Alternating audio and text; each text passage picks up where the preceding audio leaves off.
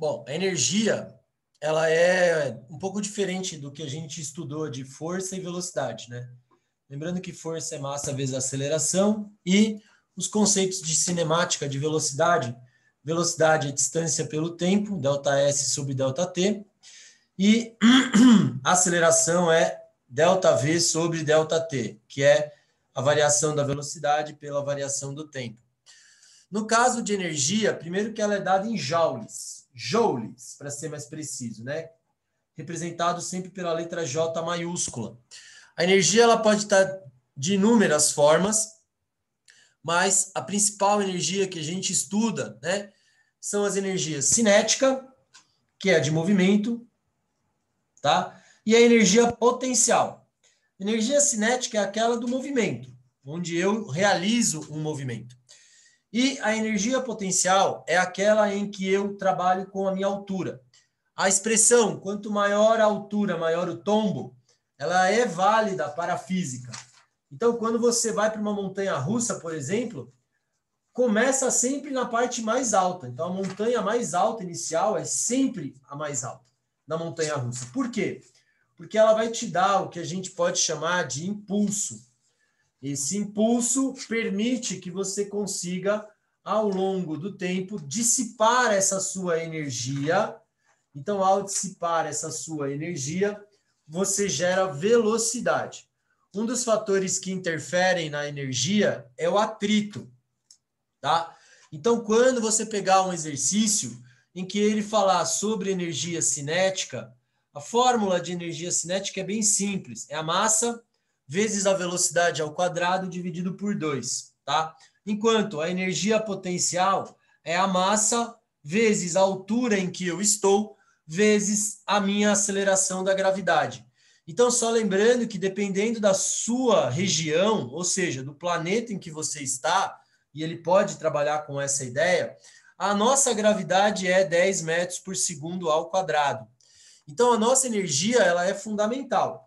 Essa energia cinética, eu posso ter, pode trabalhar que quanto maior a massa, maior é a velocidade, porque elas são diretamente proporcionais. Da mesma forma, a minha energia potencial. Quanto maior a minha altura, mais eu vou influenciar a minha massa. Quando um meteoro atravessa a atmosfera, por exemplo, e ele vem para a Terra, ele sofre uma desintegração. E aí você tem que pensar que ele está a 1.000 quilômetros de altura. Então, 1.000 km de altura é muito alto. Então, ele vai chegar a uma velocidade absurda. Por quê? Porque ele está chegando mais perto da Terra. Então, quando a gente fala de energia potencial gravitacional, é quando eu solto um objeto a uma certa altura e eu observo esse objeto cair. No caso, o objeto, ele naturalmente, ele vai acelerar 10 metros por segundo a cada segundo, que a gente chama de 10 metros por segundo ao quadrado. E quanto, obviamente, maior a altura e maior a massa, maior a minha energia potencial. Assim como maior vai ser, por exemplo, a minha energia cinética. Então, se eu pegar um objeto que tem uma massa muito grande, então comparando, por exemplo, uma massa de um caminhão com uma massa de um carro, num acidente, por exemplo, você vai observar que um caminhão que pesa 40 toneladas, ou seja, 40 mil quilos, com a sua velocidade ao quadrado, dividido por 2, ele vai ter muito mais energia, né, produzida de velocidade de choque, por exemplo, quando ele bate, do que, por exemplo, um carro que pesa 1.000 quilos, né, nessa mesma velocidade. Então, quando um caminhão bate num carro, é óbvio que o estrago feito por um caminhão é muito maior, porque a massa do caminhão é muito maior. Então, essa é uma característica que se observa em relação à energia. Tá? Então, a energia potencial e a energia cinética são as duas energias estudadas nesse momento, tá? Onde eu tenho a energia cinética, que é a de movimento, a energia potencial, que é a de altura, tá? Então, existem vários exercícios, por exemplo, que você pode observar. Por exemplo, um objeto soltado de uma determinada altura, sei lá, 10 metros. Esse objeto solto a 10 metros, ele vai ter uma altura, que é 10, toca o chão, sendo que G é 10. Se esse objeto tiver 1 quilograma, a gente está falando de uma energia potencial de uma massa 1, né? uma altura 10 e G 10. Então, ele vai chegar a 100 joules. Esse é o potencial. É a quantidade de energia que ele pode produzir, né? Se você pensar num cara pulando de paraquedas, você vai perceber que a energia potencial dele é muito maior, tá? E outra energia que é muito importante é a energia potencial elástica, que a gente largamente usa, né? A energia potencial elástica, ela é K x sobre 2. O que significa isso? A energia potencial elástica, ela é a diferença entre as características, né, de um elástico. Então, esse x, ou delta x, na verdade é o quanto eu estiquei, que é a posição final, menos a posição inicial. Então, por exemplo, eu tenho um elástico, né, que a gente chama de kx quadrado sobre 2. Eu tenho um elástico. Esse elástico, ele estava na posição 10. E eu estiquei esse elástico até a posição 50. Então, eu vou fazer final 50 menos inicial, que é para você ver o quanto a minha energia elástica consegue produzir, por exemplo, num elástico para você, sei lá, acertar o seu amiguinho, por exemplo, tá? Então, essa é uma característica muito importante. K é uma constante, tá? Chamada constante elástica. Então, ela é dada, ok? Outra energia muito importante é a energia térmica, né? A energia térmica, ela também é dada em joule, assim como no caso da energia elétrica, ela é dada em watts. Então, a potência, por exemplo, é a energia dada em watts. Um detalhe, Einstein sempre colocou a ideia de que energia virava potência e potência virava energia. Massa virava energia e também energia virava massa, através da teoria da relatividade, que é energia é massa vezes a velocidade da luz ao quadrado, tá?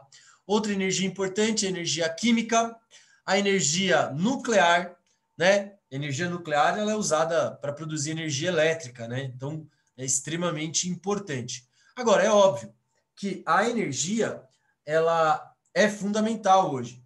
Quando você estuda a matriz energética, hoje nós temos uma grande característica que é a energia relacionada aos biocombustíveis, o que a gente chama de energia limpa. Então, energia dos biocombustíveis, energia solar, energia eólica, energia do mar. Então, as ondas também ajudam na produção de energia, né? Que a gente chama de energia fotovoltaica. Então, há várias energias que estão associadas a esse processo. Então, tudo isso permite que nós possamos produzir energia de maneira mais eficiente, né? E gaste o mínimo possível do meio ambiente, tá? Então, essa é uma característica bastante importante dessas energias.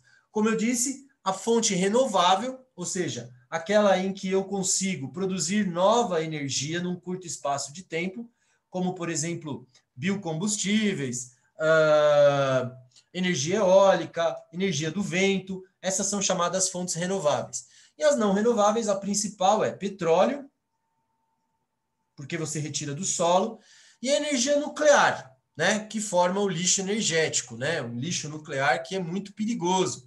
Então, essa é uma característica bastante importante.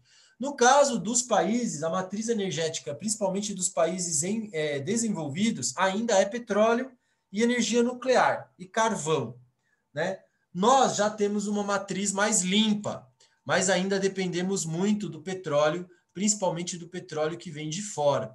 Então, o Brasil ele apresenta uma característica bastante importante nessas matrizes, mas nós temos ainda muito a caminhar, principalmente para a energia mais limpa.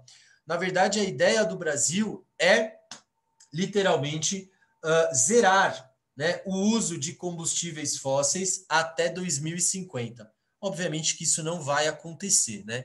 Mas a energia eólica, por exemplo, ela já tem sido dissipada. Hoje a energia eólica, ela representa aproximadamente, né, 5,3% da energia brasileira, da matriz energética do Brasil. E nós estamos vendo uma situação extremamente triste lá no Amapá com com o blackout completo por falta de energia, né? Muito em função da falta de tecnologia, né? De Aperfeiçoamento, manutenção, né? Esqueceram que o Amapá pertencia ao Brasil, né? Então, nós temos matrizes importantes, que são a matriz eólica, a energia hidroelétrica, né, no Brasil. Nós temos energia térmica, né, na queima de gás natural, né, que a gente tem também usado bastante em lixo. Então, o gás do lixo, que é o metano, ele produz energia elétrica, tá? Então, você queima o metano produzido pela decomposição do lixo.